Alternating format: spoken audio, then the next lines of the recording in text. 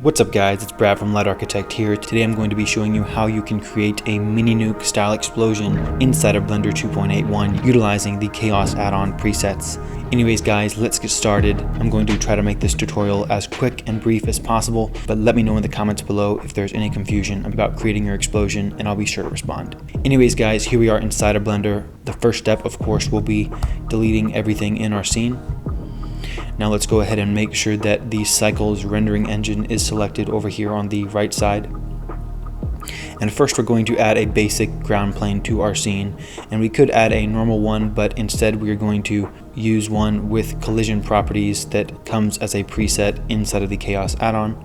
So we'll just go here to collision objects below and press collision plane. And this plane specifically will interact with your particles as well as your smoke. And you can do this manually, of course, if you just go under the physics tab and enable the collision settings, but this is just a quicker way to do that.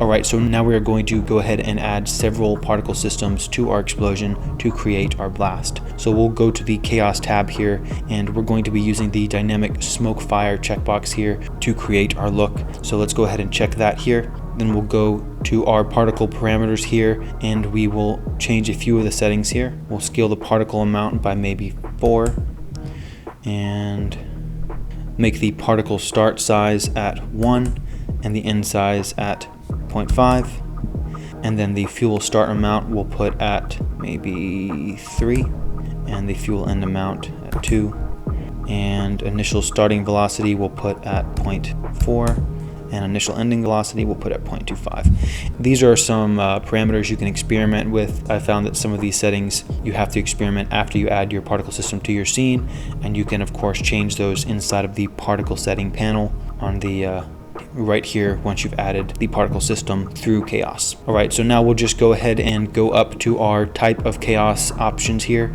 and we're going to be using 360 ground burst operators here. So we'll just go ahead and first choose where we want our explosion to start on the timeline, say frame 30, and then we'll select our 3D cursor where we want our explosion to be. So I think right in the center of the scene should work pretty nicely. We will make sure that our scene collection layer is selected up here, and then we'll click on the 360 ground burst operator.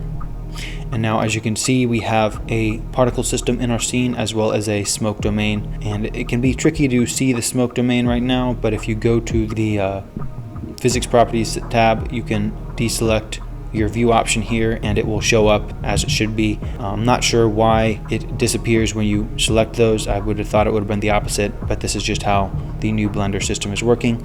So we'll just deselect those until we're going to simulate, and we will position our particle systems accordingly and do a test bake.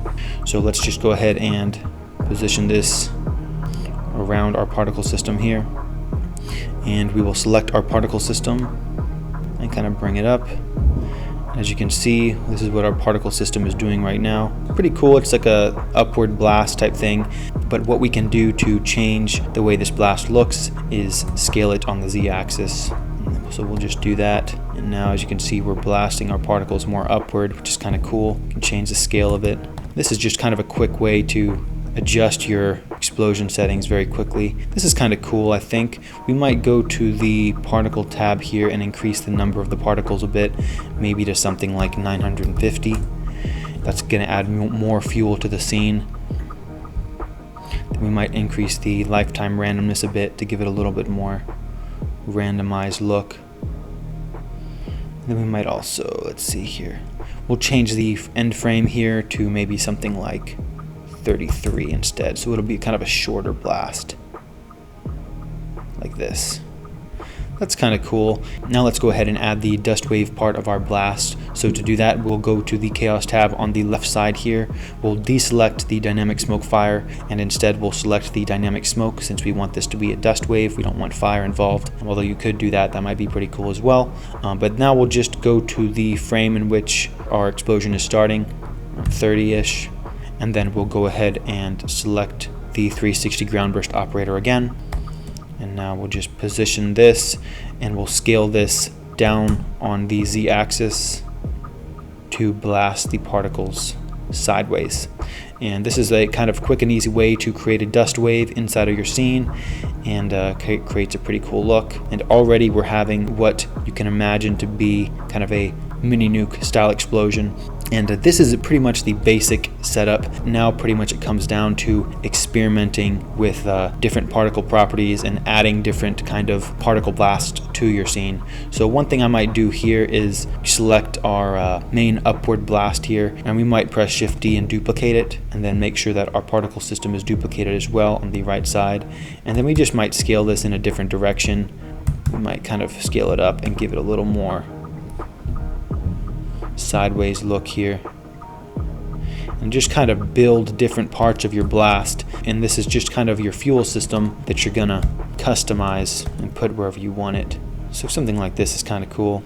The higher the concentration of the particles at any specific area, the more that's going to take time to burn off and the more fiery it's going to be. But this is looking kind of cool. I might duplicate this base one more time and then just scale it down on the Z-axis, so we fill in this area right here with some particles.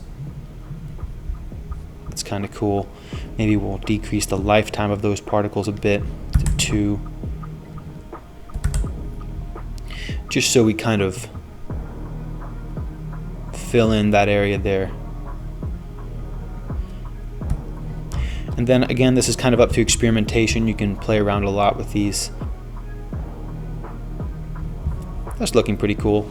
And now we might scale up our domain a little bit, just so if we don't so it doesn't interact with it too much. And there we have it. I might increase the number of particles of our dust wave here, so we'll change that in the particle tab. We'll change that to 2000. Now we have something like that. And we might decrease the lifetime of that as well to 3, just so that it doesn't go out as far. But yeah, this is looking pretty cool. Now let's go ahead and set up our simulation for baking. I like to add some lights to my scene before I bake. So what we're going to do is we're going to press Shift A. We're going to add some suns to our scene, just to kind of give it some side light. You can be more precise with this, but let's just get some lights on it for now. Just kind of point these toward our explosion, and that's kind of a little light sandwich going on there. We'll add a little sky in our environment panel here. We'll just go to the sky texture, and I'll make my film transparent so we don't have to see the sky. And then I'll also change under the volumes, I'll change the step size to 0.01, and I'll change the max steps to 260. This is just so Blender can calculate the lighting in between the smoke a little bit better. I'll change the render to something like 48 maybe. Under the light paths, we'll increase the volume bounces, which is essentially how much the light is bouncing within the smoke. So we'll change that to something like, you could go 4 or 6. I'm going to go 6. The more you add, the more accurate your lighting of the smoke is going to be, but the more time it's going to take to render each frame. One thing we want to do before we bake our simulation is we want to add some turbulence to it. You can do this in several ways. You can, of course, add different kinds of force fields or turbulence fields, but the easiest way and the thing that we've automated in Khaos is just using this mix fuel operator. And if you just click that, it's going to add some fuel mixer fields into your scene, and that will kind of add some variation and kind of that small scale detail to your smoke in a very systematic way. But of course you can also click on these and change the settings of them. But yeah, let's go ahead and prepare our domain to be baked. So let's go ahead and select it. We'll go to the physics tab here, and in this tutorial we're going to bake a larger scale smoke simulation. So to change kind of the scale and the look of your simulation, you would play with the resolution divisions here, and essentially the smaller the resolution divisions, the smaller scale that simulation is going to be. So since we want a larger scale simulation, we will increase it. So maybe we'll try something like we'll try like 350, which is a pretty high resolution. Of course, the more you increase this resolution divisions, the longer your simulation is going to take to bake, but also the more detail you're going to have in it, and also it's going to change how your smoke looks. But what I usually do is I will experiment with the simulation with this high resolution checkbox off, and then I will change the resolution divisions during experimentation to get the right look I want for the explosion. And then if I need to, I will check the high resolution checkbox and simulate one more time for a little bit more detail in that same base mesh. I don't really like to use the high resolution divisions unless I have to, because I find that it changes the way the smoke simulation looks, even though it's not really supposed to. So for this tutorial, we'll just kind of play with the resolution divisions by itself. But just know that if you want to add that small scale resolution, you'll want to check this checkbox before you do your final bake. But yeah, let's go to the cache here to bake our simulation. And as you can see, it's grayed out right now, and that's because we haven't saved our project yet. So let's just go to the file and save as. We'll save this file as mininuke tutorial and save it. And now that we've done that, this should free up, and we can change the start and end frame of our simulation as well as our start and end frame of our animation. So we'll do this for maybe 140 frames. We'll do this here for 140. Actually I might do my first test simulation at just maybe 120. So the less that is, the less time it's going to take to bake that. So actually, before we press bake all dynamics, we need to reselect our viewer options here in our smoke domain. And now we'll just go ahead and press bake all dynamics and give your computer some time to bake. Alright, so we are back and Blender has baked our full smoke simulation, and it's looking pretty cool here. The resolution is not perfect, but again, as I said before, for more resolution, you can either increase the resolution divisions or you can check the high resolution checkbox down here and increase the resolution divisions in this box right here. For the sake of this tutorial, we're going to keep this simulation as is and show you how to adjust the materials to your liking and output a render. One way I like to look at my simulations in real time is by doing the OpenGL render active viewport option. So to do that, you would just go to view, and then you would go to viewport render animation. And by clicking that, Blender is going to go through all of the frames of your simulation of whatever your camera is looking at the moment. And then when you go to render view animation, you'll get a real-time playback of your scene. So as you can see, I've already done that, but this is essentially what we have in our scene, and it's a pretty cool mini nuke kind of explosion. To change the scale of our explosion, there are several things we could do. One thing we could do would be increase the lifetime of our particles so it's not as sudden of a blast. The other thing we could do would be playing with our resolution divisions in the smoke domain. There are obviously a lot of things you can do here, but for the sake of this tutorial, we're going to keep it as it is. There's a lot of experimentation. One thing I would also recommend doing, now that I'm looking back at this initial bake, is I would try to get the fuel to burn at a slower rate so that we could have some more flames in our blast here. So right now, as you can see, when we go near the beginning of our simulation, we can see the fire in our simulation, but actually the fire is burning off a little bit too quickly for my liking. So we could do two things to change this. We could either increase the number of particles, increase the amount of fuel in each particle, or increase the size of the particle. The other thing we could do, and what I would probably do, would be go to the smoke domain, which kind of changes the environment that your fuel is in, and I would go to the smoke domain, and under the physics properties, I would go to flames, and then I would change this reaction speed to something way lower for a slower burn rate. So I might change this value, instead of 1, I might put it at something like 0.1. So it's literally 1/10 of the burn rate. So we would probably get some more flames up inside of our blast going up into the sky here, instead of burning off so quickly at that initial blast. But this is still a pretty cool looking result, even though we don't have as much fire as we would like. So let's go ahead and talk about the shading of this kind of explosion. So first, I'm going to go ahead and press Shift A, and we're going to add a camera to the scene, and we'll just kind of position this back here, move it up a little bit, and then we'll view, see what we're getting. This is kind of cool, and I might go ahead and change the material of our plane at the bottom here as well. Put it as a kind of a glossy material, just to give it kind of a more cinematic look. I like to create little reflections on the floor. And now we can go ahead and go to shading mode here, and then I'll change this. This is the EV rendering. Obviously don't use this. We want to go to the cycles rendering, and I might just view through the camera.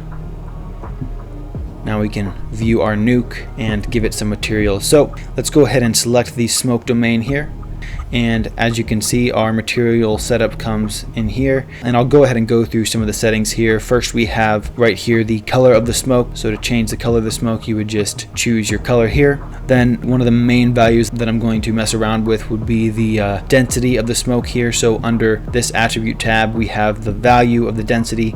So to decrease the density, obviously we would bring this to a lower number, say something like 240. And then the smoke will be much less dense. Another thing you can do to experiment with the thickness of the smoke would be playing with the contrast, and this kind of adjusts the density as well, but in a little bit more interesting way. So it's kind of making some aspects of the smoke really thick and then other aspects of the smoke very wispy. I wouldn't boost the contrast levels up too much, but it can provide some pretty cool looking dense smoke if you increase it a little bit. So we'll go ahead and put it at 1. And the problem with this simulation right now is we don't have a lot of flames in our blast here. So again, I would change the flame rate to adjust that, but to deal with that, if they were here, you would adjust the amount of brightness in the flames using this multiply node. If you wanted more brightness, you would increase it. If you wanted less brightness, you would decrease this. This kind of tells you how much the flames are going to push through the smoke. And then to change the color of your flames, you can adjust the top color ramp here. You can even add more points along this ramp to give different areas of the flames different colors. But we tried to set up Khaos so that it was a little bit more self-explanatory when it comes to creating your materials. But for a very basic, simple setup where you just have orange and white, you can kind of adjust these points on the color ramp and get some pretty cool results. This takes a little bit of experimentation, so don't be afraid to play around with it. And this bottom color ramp, this kind of controls how much the smoke surrounds the flames. So the more we move this left color ramp over, the more the smoke is going to kind of engulf the flames a little bit more. You can't really see it in this specific example because there are not any flames in the simulation, but experiment with this value so you can kind of surround the flames with more density of smoke and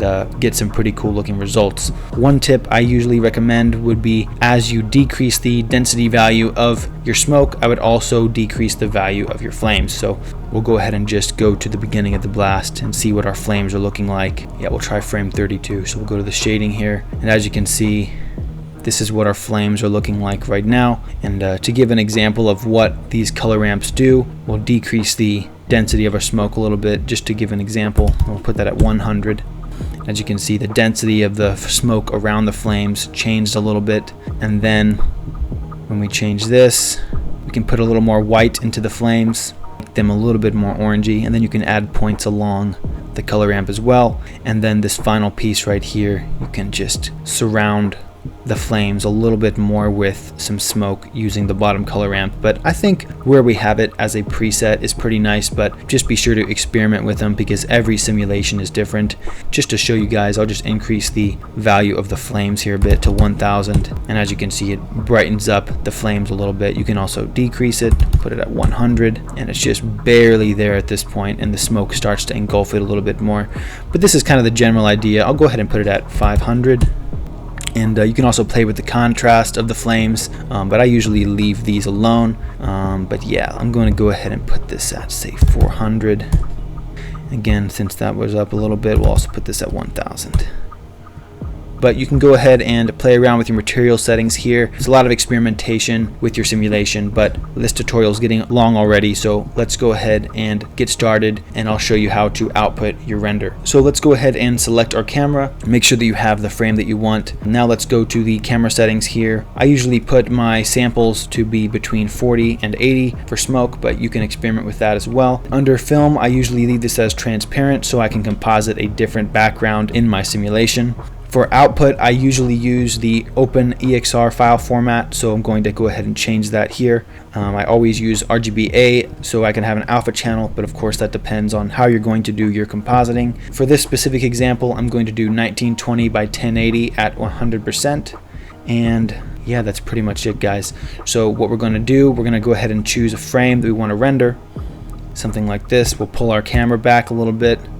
And yeah, that's pretty much it. Let's go ahead and do a test render. So we'll just go to render and render image and give some time to computer to render. Alright, so we are back, and here is our explosion render for the scene, and it's looking pretty cool here. We have some pretty nice bubbles and detail inside of the explosion. If we zoom in here, you can tell that if you were to use this as a close-up of the explosion, you would want to add a little bit more detail with that high resolution setting in the bake settings, but this would work pretty well off in the distance and give a pretty cool looking result. But off in the distance, I think this could look like a pretty cool looking explosive result. Anyways, to end this video, I will show you how to output your explosion to an OpenEXR file format to composite your explosion inside of a compositor of your choice. So to output your explosion, you would just go to the output tab here, and you would go to the output section here, choose where you want your file output to, make sure that your settings are as we put them before, or you can increase your samples for more detail. But yeah, this is where you would output your explosion. You would just select some folder that you wanted it, just add a random folder here, test folder for explosion, and we'll just name this test explosion.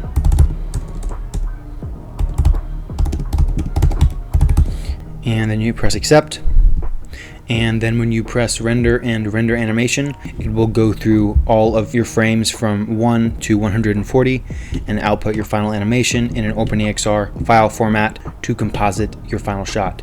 Anyways guys, that's it for this video. I hope it was helpful.